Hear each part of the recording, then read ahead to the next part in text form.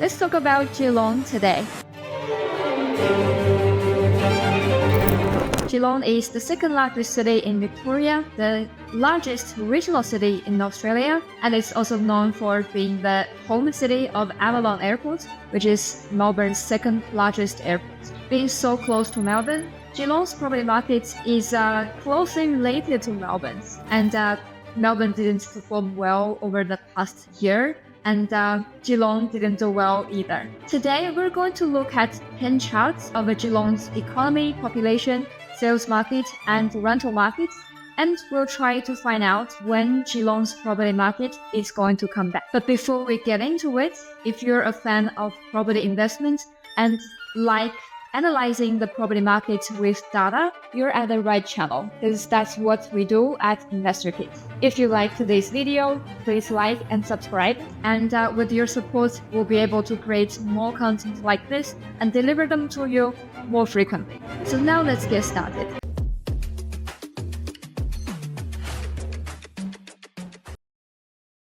The first chart we see here is an overview of market performance in Geelong. Among all 6 metrics, only the rental market scores high, as the vacancy rate is really high currently in Geelong, and we expect very healthy rental growth in the coming years. Price pressure, rental yield, and affordability all score 2, which is relatively low, meaning that we're not seeing strong price growth, high rental yield, and good affordability in that city currently. And growth cycle and incoming supply both scores 3, that is average. There's no high risks associated with them, but they are not strong at all. But you must be wondering, what do these numbers mean? I'm going to explain with the next 9 charts. Yeah, the chart 2 here is the migration and population trends. After a few years decline in population growth rate, we are seeing this strong recovery in population growth in Geelong now. Last year,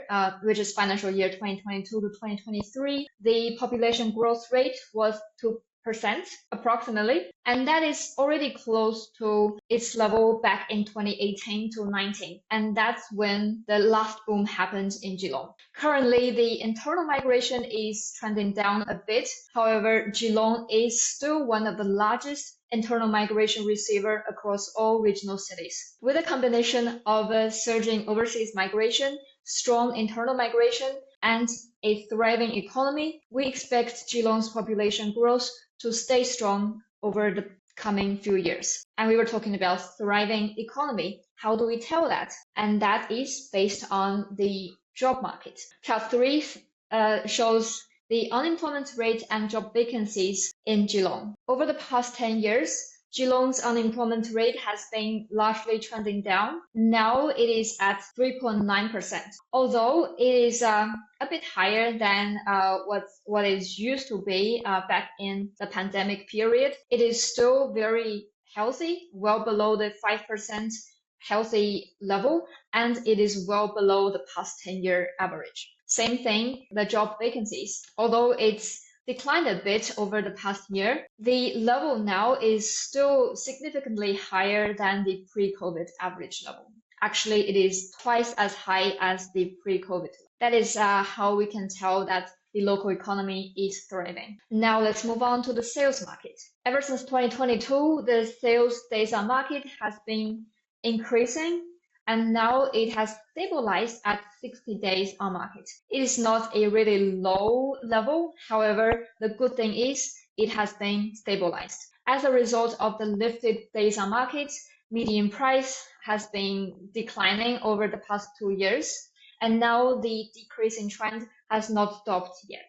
And when can we tell the declining will be stopping, or probably will be recovering to growth? What we want to see would be a decline in days on market and also a decline in inventory level. Now let's have a look at the inventory level. Over the past few months, the number of sales is actually recovering a bit. However, at the same time, number of supply is still trending up. As a result, inventory is still going up.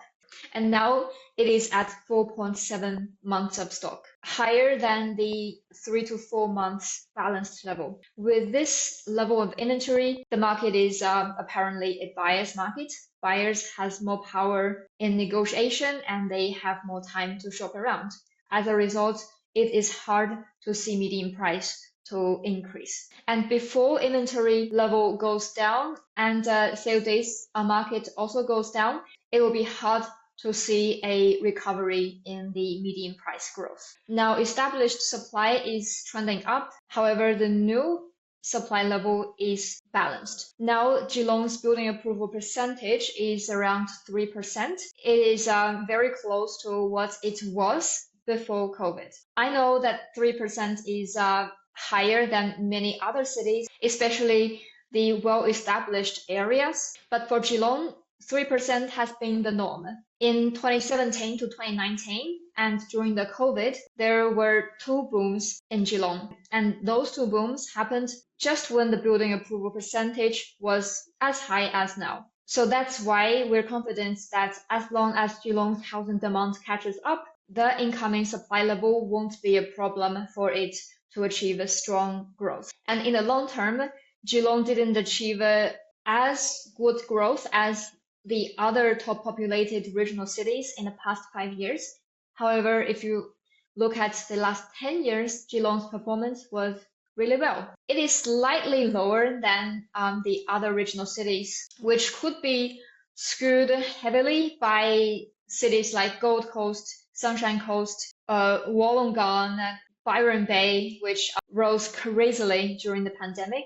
However, 90% 10-year growth is already much higher than many capital cities. And those capital cities include Melbourne, Brisbane, and Adelaide. In the coming years, when Geelong's demand recovers, the low last 5-year growth will play an important role in boosting the new growth cycle. And now let's have a look at the rental market. Vacancy rate has been low in Geelong ever since the pandemic, and that has led to a continuous growth in Geelong's median rents. The continuous growth in rents, combined with the stagnant sales price, has led to an increase in Geelong's rental yield. Over the past year, Geelong's rental yield has increased from below 3.3% to the current 3.7%. And as rental pressure is still high, rents are still growing, we expect the rental yield to go even further up. And that will lead to two results. One is that rents go up, renters may find it better to buy instead of renting, and the housing demand would move from the rental market to the sales market. And the second result would be that investors see that Geelong is now generating really good rental return, and investors will come back to Geelong's market as well. The two factors working together, Geelong's sales market demand will be pushed up. And in the long term, Geelong's rental price didn't grow as crazily as the other top populated cities, such as Sunshine Coast, Gold Coast. However, the 48% 10-year growth is well in line with Australia's average growth, rental growth level. And now we have looked at the 10 charts of Geelong's economic performance, population growth, sales market, and rental market. What we are seeing here is strong population growth recovery, thriving local economy, not really high sales market and stagnant price growth, and at the same time, high rental pressure and recovery. In fact, a strong recovery in rental yields. And based what we have seen now, we can say that in the coming 6 to 12 months, Geelong's price would probably stop declining and start to recover. However, the recovery won't be too fast because it takes time for Geelong's sales market pressure to grow from a really low level to a high level. However, because of the thriving economy, the population growth, and the gradual recovery in rental yields, we have confidence that in the coming 3 to 5 years, which is the medium term, Geelong will definitely start the next growth cycle, which will be strong. And it is highly likely that Geelong will become one of the top performers again across Australia. If you find it helpful and would like more content like that, check our channel or investorkit.com.au. And don't forget to like and subscribe. I'm Juma, the lead research analyst at InvestorKit. I'll see you next time.